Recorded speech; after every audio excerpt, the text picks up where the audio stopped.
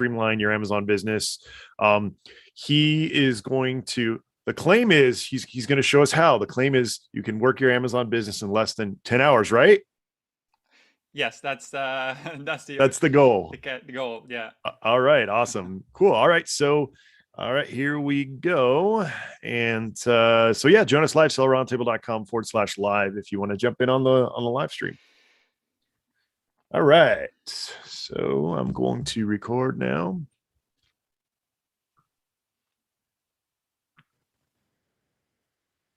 Hey, what's up, everybody? This is Andy Arnott. Amy Weiss is not here today. This is Seller Roundtable number 129, and we're with Gianmarco Melli today. Gianmarco, welcome. Thank you, Andy. Thank you very much. I'm very excited to be here. Yeah, so we always love to start out with some background. So we would love to hear, you can share as little or as much as you want in terms of kind of your journey to where you are today, kind of in the e-com space. We even love to know like where you're born, raised, kind of the hard knocks, anything you'd like to share with our audience just so they can get to know you a little better. Yeah, for sure. So hi, everyone. My name is Gianmarco. I'm originally from Italy, and I moved to Shanghai after university started.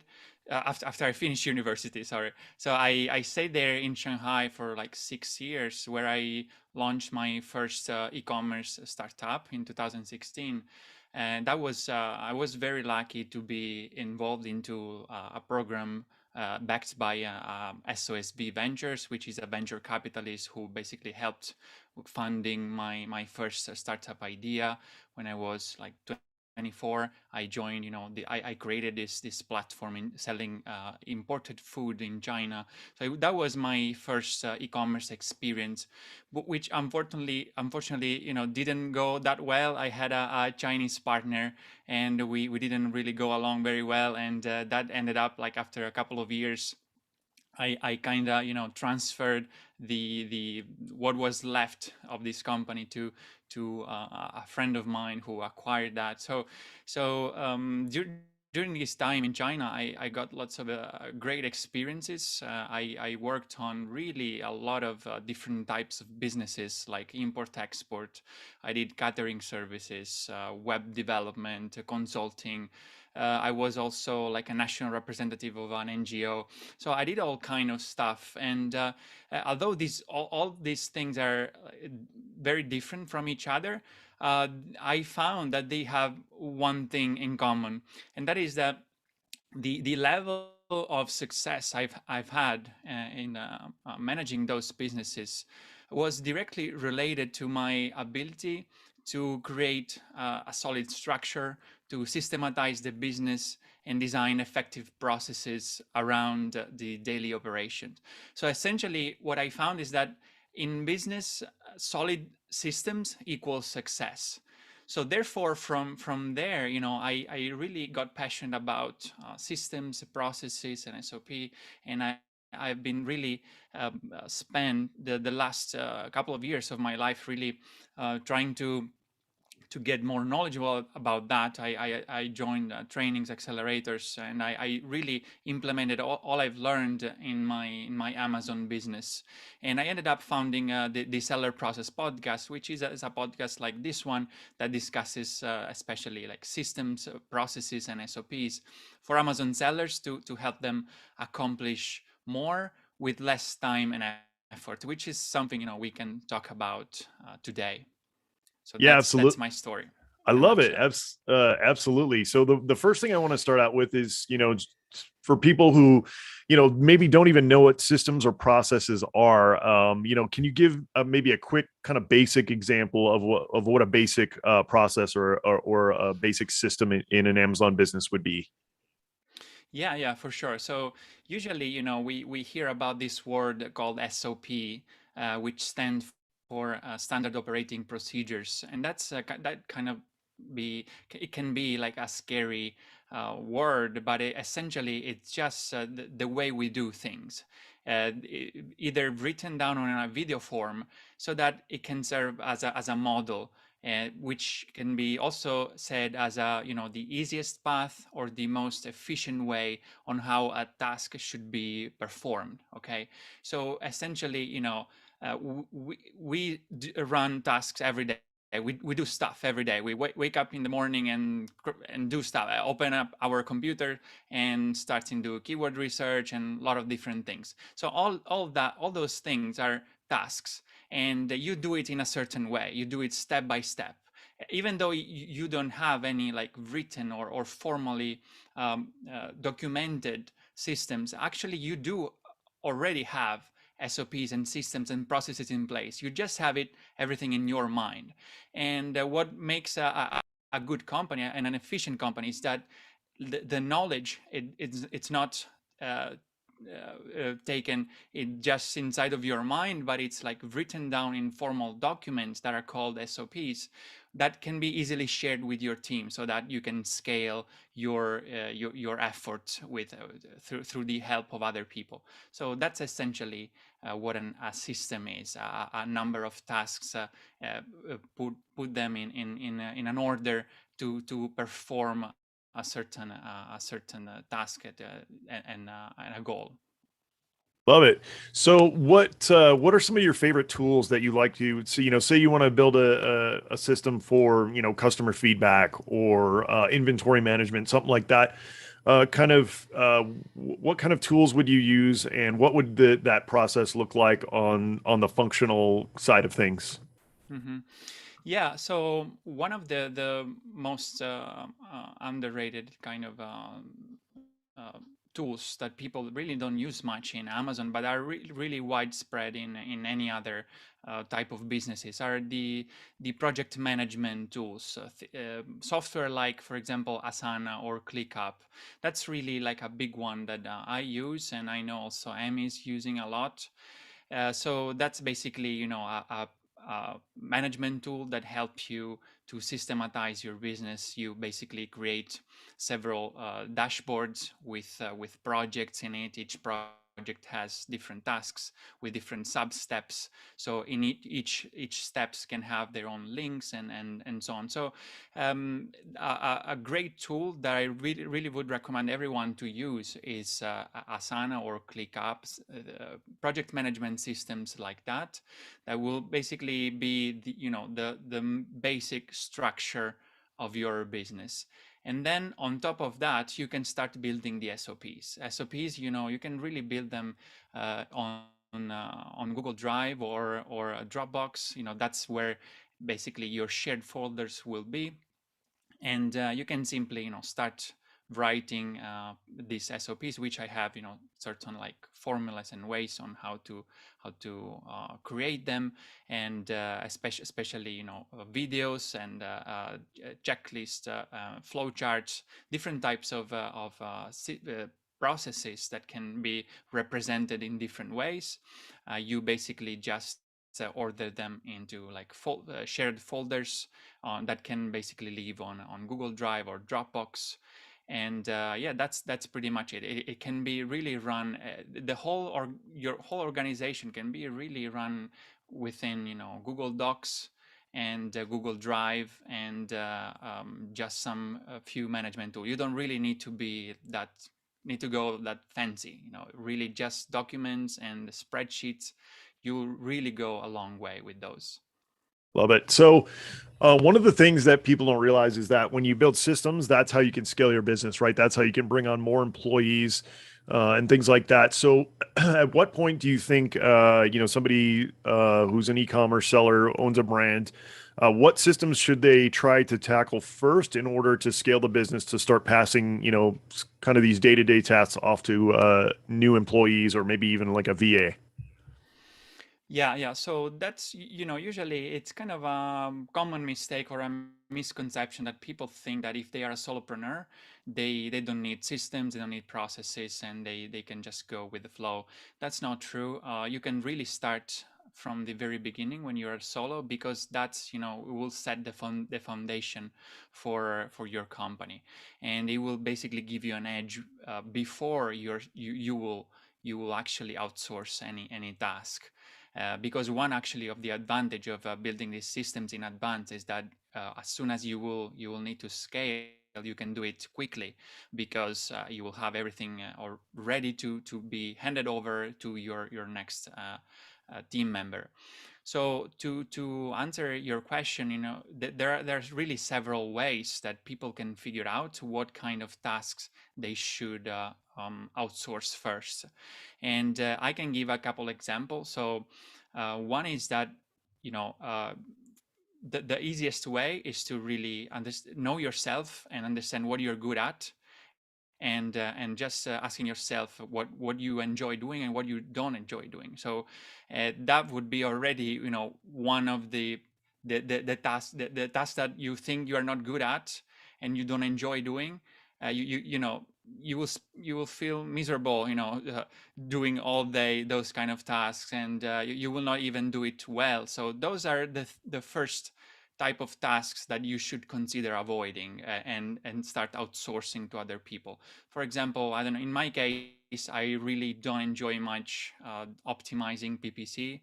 So that was, for example, in my case, one of the first thing I've outsourced to like a manager who enjoys numbers, who enjoy staying on spreadsheets and crunching numbers. I don't really like that. I like more doing more like strategic work, and more like a visionary at a visionary level. So I decided to outsource PPC first. So that's one of the method. Then another method could be looking at the low value tasks. So for example, uh, check all the tasks that you are doing, and now I can share with you in a second a method on how you can track the tasks that you are performing in your business. So find out what are the low value tasks of your business. For example, something that can come to my mind is like creating shipping plans or uploading pictures, or like copy pasting like the text of the listings, the bullet points, title, and so on. So those things are kind of low value tasks, because you don't need like to be a graduate to perform those tasks. Really, like anybody with a brain and that can understand English can do it. So your time is super valuable. We only have 24 hours in a day, so that's really what you should focus on as much as possible. Really, to value your time as much as possible. So find out what are the tasks that are the lowest value possible, and those could be the first one that you can outsource to a VA. And by the way, another common mistake that people make is that they think they cannot outsource things like right away, because they think they might like hire a person like full time, or that will cost you a lot. So but actually there are VAs that are willing to work 3 hours a week, or even like, I don't know, 5 hours a month. Okay, so just identify those low value tasks and start outsourcing it, so you can also train yourself in the your management skills. But these two ways are the easiest ways to find out what kind of tasks you should outsource first. And then I have also some other like more advanced, let's say, techniques that I can share. Yeah, absolutely. Let's move on to that here in a second. But so what people don't realize is what you're talking about is actually as simple as taking out a piece of paper, right? And just jotting down what you do throughout the day, and then kind of ranking them on least important to most important when it comes to terms of skill sets, right? Like you were saying, things like customer service, data entry, all these really lower level tasks.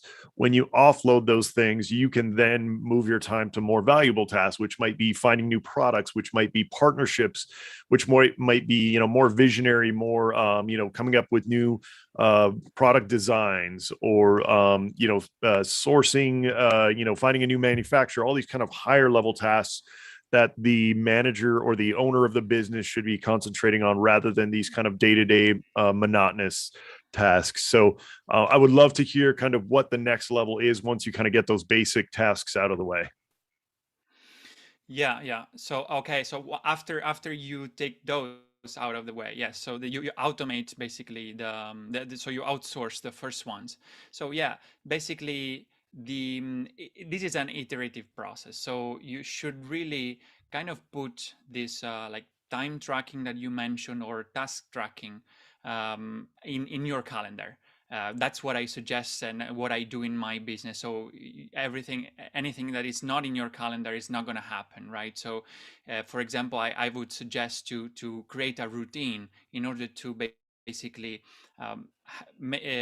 go through this process in a periodical way. So, for example, like every 3 months, every quarter, I do like a time tracking session, okay, in which basically I identify the tasks that I'm still doing and the ones that I basically would like to automate or outsource.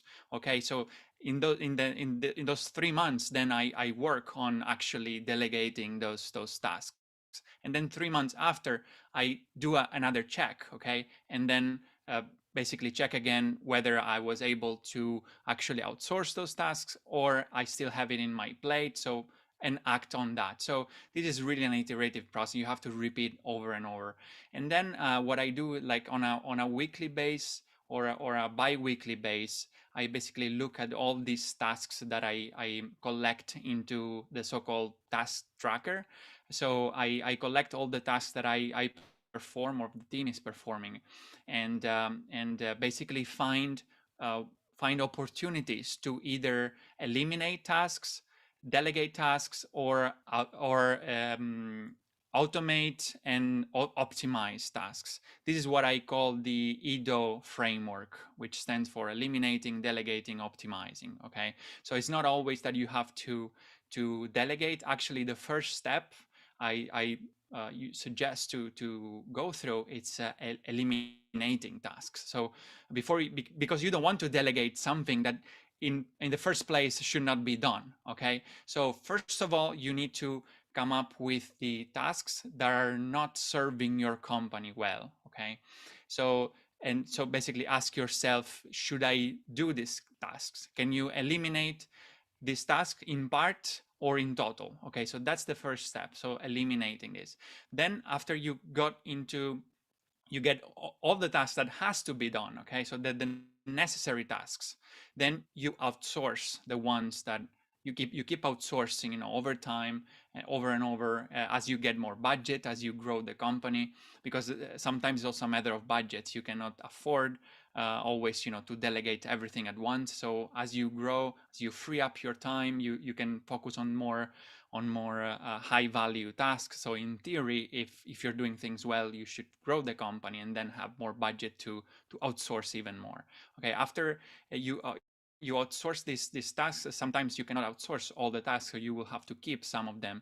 So the tasks that you do keep, you have to strive to optimize them. So optimizing means that you can either like automate that. So for example, I don't know, like PPC management, you can definitely use PPC automation tools. For example, that's a way to reduce the time that you spend on certain tasks, okay, or optimizing them. So in the task tracker that I use, you put all the tasks that you perform during the day. So basically, you can go like one by one, line by line, to see, okay, what I'm doing in here. Can I optimize it? How can I reduce the time? How can I eliminate some of the steps?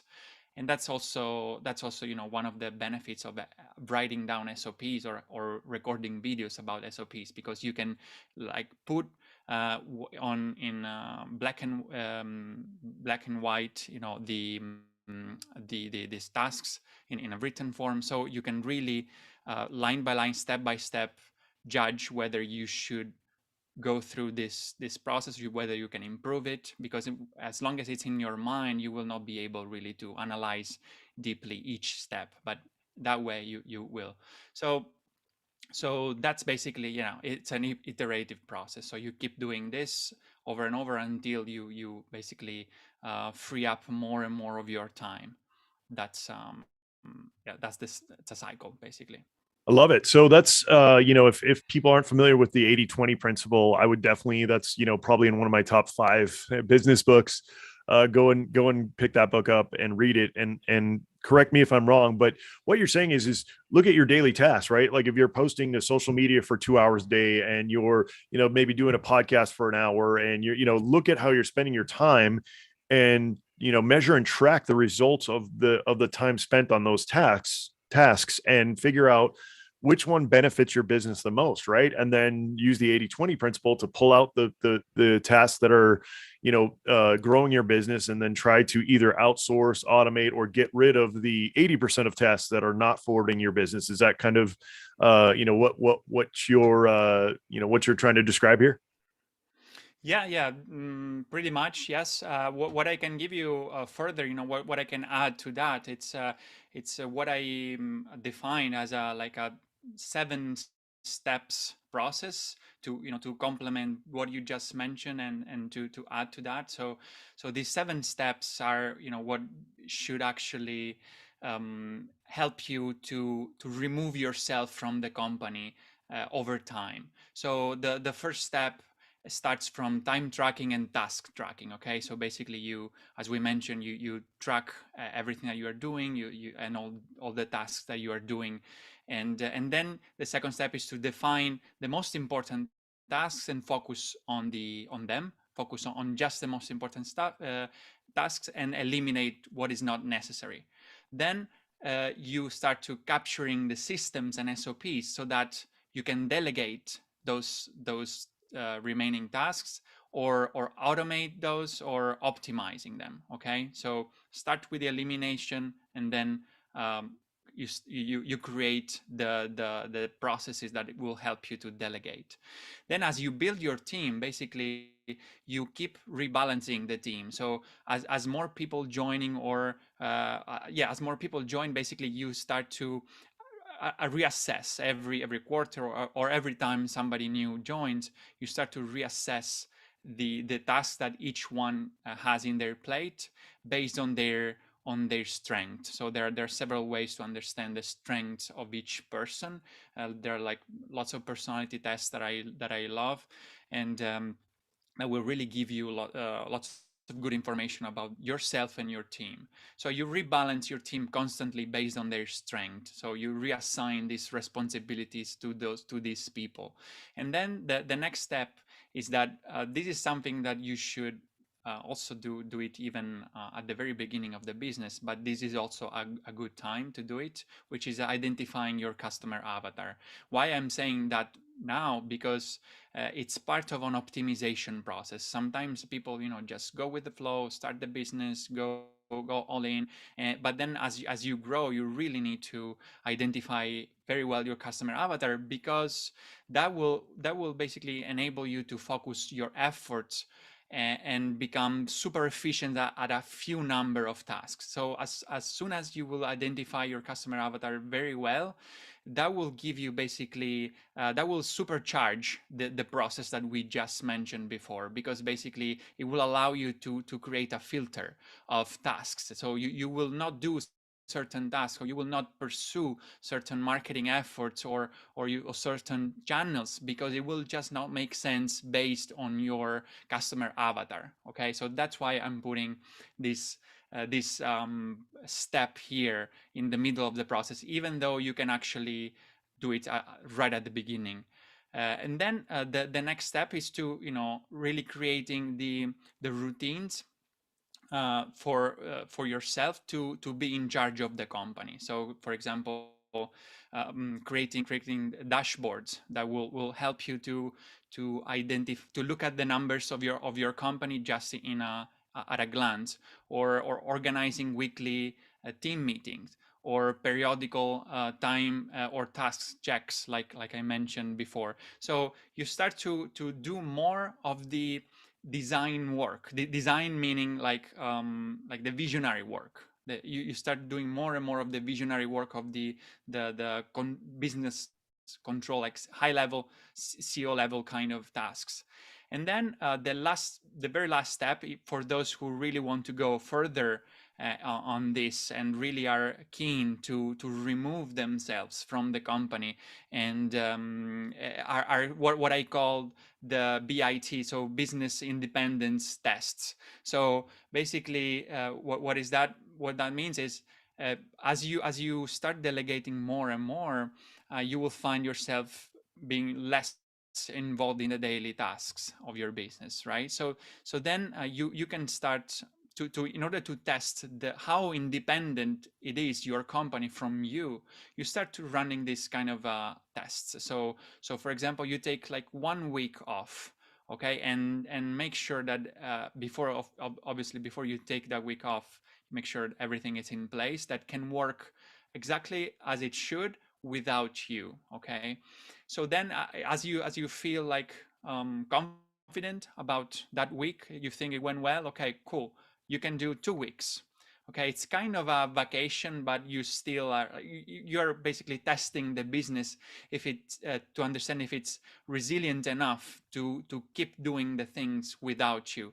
And in those tests, like 1 week, 2 weeks without you, which you will like kind of foresee, like control it from outside. I mean, you should not actually do anything, and that's actually the test also. Like, are you really able to do nothing on your business, or you are kind of forced to jump in and solve some tasks?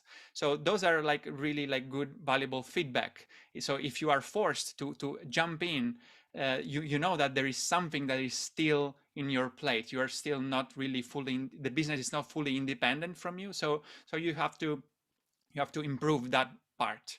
Okay, so as you improve, you will find that the business will go well even without you for 2 weeks, 3 weeks, 4 weeks. You can do it as long as you want. Obviously, there are big business owners who are like um, built a very strong machine with their team and systems and processes, who have multiple businesses and just leave it. They don't work anymore in the business. Okay, so this is like one step further, running like the business independence tests. Right, absolutely. So, during this whole process, whether you're just starting out or even kind of scaling, getting to the next level, writing yourself out of the business, what are some of the, main hurdles or some of the pitfalls that you see a lot of people fall into during this process? Yeah, so one of the most common is that people when they discover this thing called delegation, they get into delegation fever, which means that they really enjoy, they feel great uh, not doing something. So they start to just hand over everything. They find one person and they just give them everything. They just dump all the tasks to that one person. So that's really one of the most common mistake. You should always uh, give responsibilities to people based on their strengths first of all. So you don't want to give like creative tasks to your PPC manager, probably because usually if you're like kind of analytic mind, you're not creative. Doesn't It's not necessary like that, but usually it is. So it's better to outsource your different tasks to different people based on their strength. So that's the number one thing. And then having like a structured way on how to delegate things. No, so most people really delegate tasks like just I don't know, maybe through a chat or an email. They just ask, hey John, do this for me, maybe, without a really structured way. And that's really what makes everything confusing and creates chaos, because you should hand over things in a certain way. And like there is a framework that I really like, that I learned from Clockwork, which is it's a very famous book, which people who have the video will see behind me. But it's an interesting framework to on how to delegate tasks, which is called the IPO.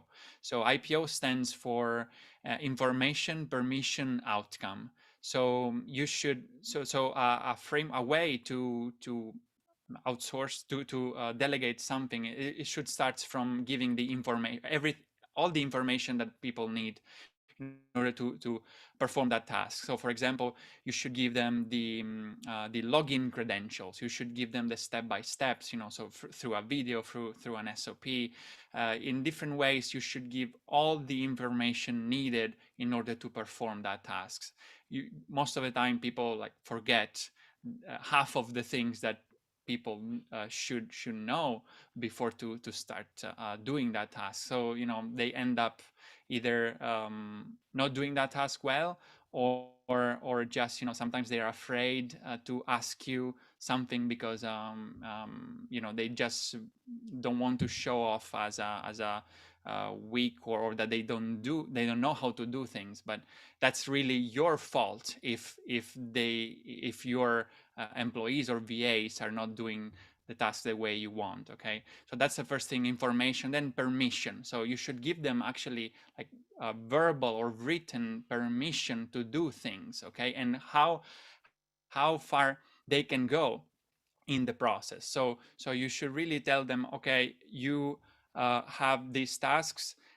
You can go as far as doing this. If the situation requires you to take some decisions, you either give them the permission to take the decision. Okay, so for example, let's say, just to be more concrete, in a more in an example, let's say you hand over customer service emails. Okay, so one of the criteria you can use is that instead of not saying anything, not giving any permission, because people just don't know about this framework, you just say, okay, just reply to the customer service emails. Okay, so that person will reply to the customer service emails, but then one day somebody wants a refund, or like wants to would like to get a refund, and they don't know how to act.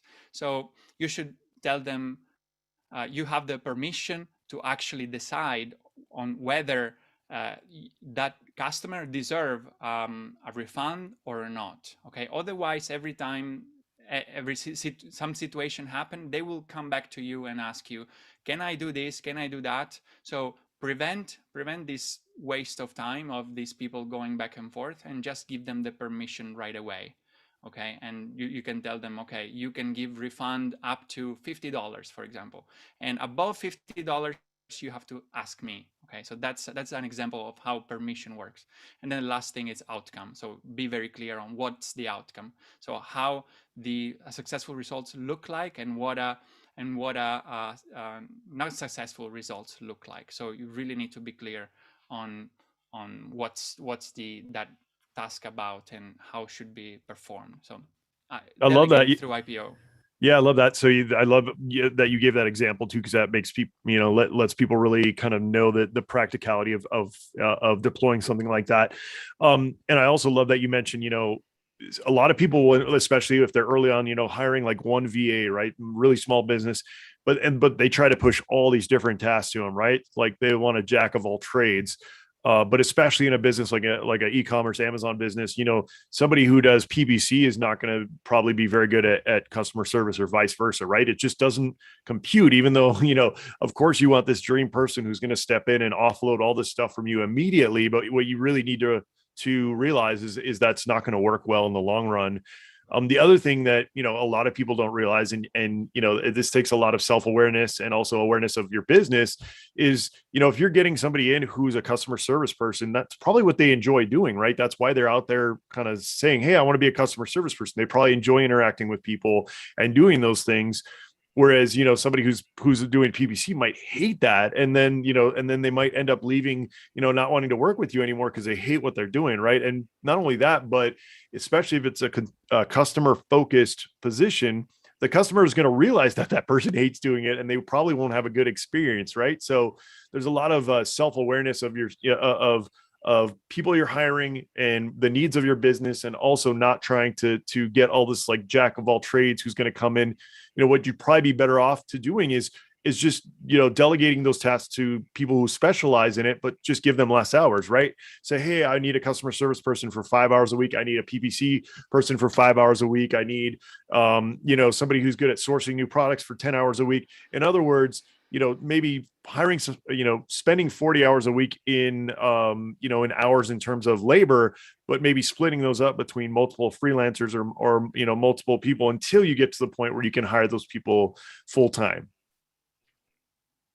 Yeah, absolutely, absolutely. I agree. That's yeah. Also, yeah, what I mentioned a little bit in the before. Definitely, it works better to have like multiple people with less time than hoping to find that unicorn that doesn't exist. There's nobody can really take care of everything. So, and you also that's also like a strategy for you to be more to build more security in your business, because everything can happen.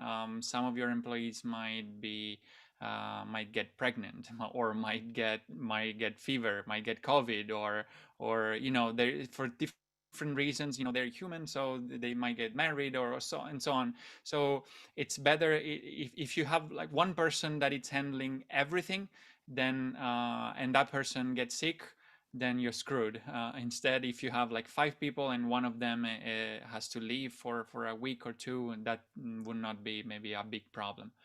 And also what SOPs and systems do is that makes all the tasks easily replicable. So like you can easily say to somebody else to basically replace one of your team member as soon as he or she has to leave or is temporarily unavailable, because you can just say, okay, go over this SOP or system, watch the videos, follow the steps, and you're good to go.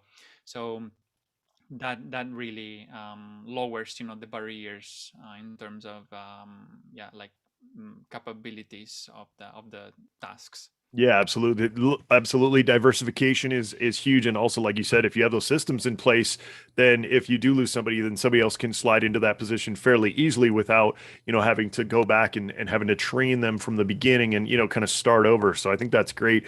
If you guys have Netflix, I think it's still on Netflix.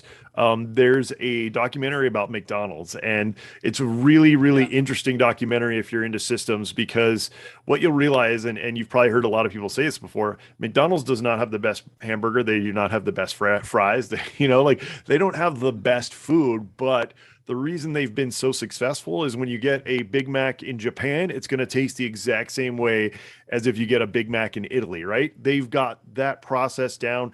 They've got kind of the steps so dialed in. At least that's the goal, right? It might not be exactly 100%, but maybe 98%. They might have had to get the onions from somewhere different, but Mhm. generally the experience is going to be close enough where it'll be won't be noticed by the end customer, and that's why McDonald's has been so successful. Same things with Starbucks and all these other giant chains, is they've come up with these processes and they just refine them, they make them better, they make them more efficient, and that's why every year they're more and more profitable, because they're able to just iterate on those systems. Just as a quick example of the kind of power that you can get when you deploy systems.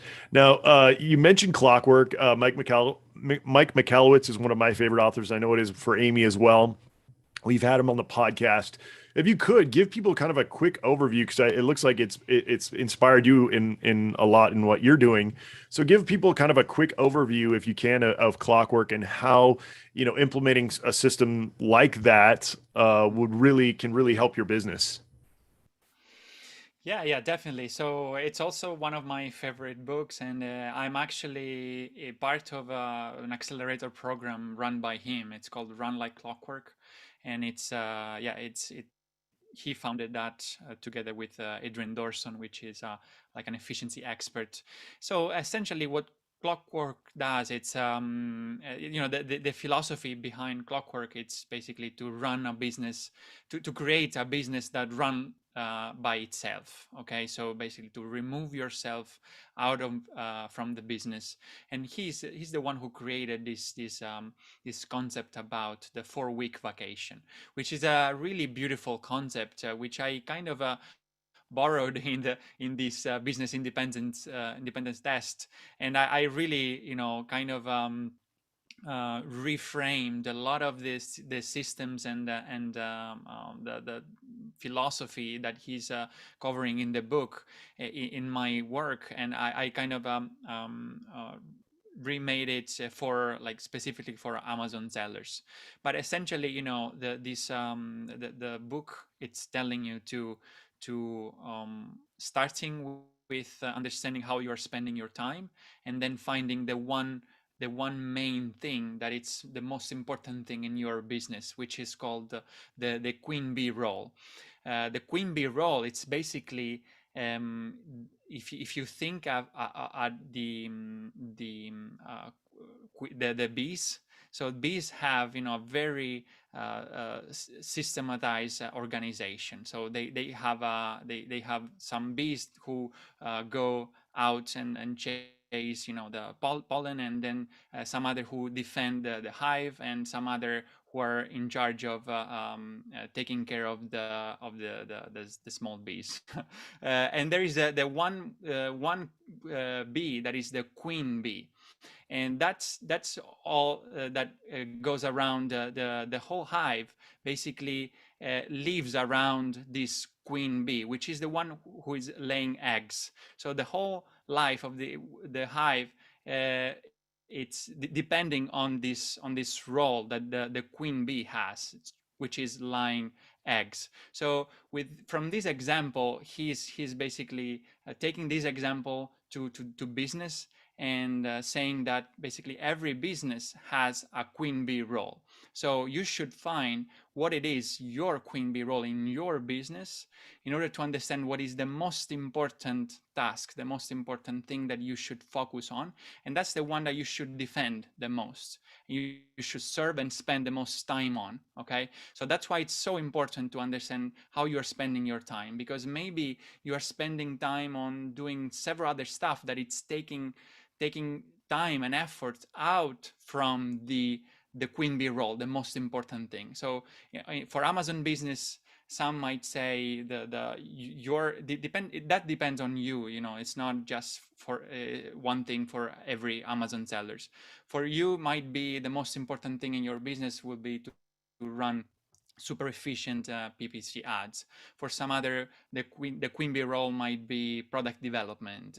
For some others, might be logistics or design, and so on. So just find out what that is, and make sure you protect that task and serve it, and try to outsource or eliminate as much as possible everything that is distracting from doing and performing that major tasks in your business. And then you need to basically capturing the systems, and creating a team, and that eventually ends up with this 4-week vacation that I mentioned, which basically is not you really taking a vacation from your business.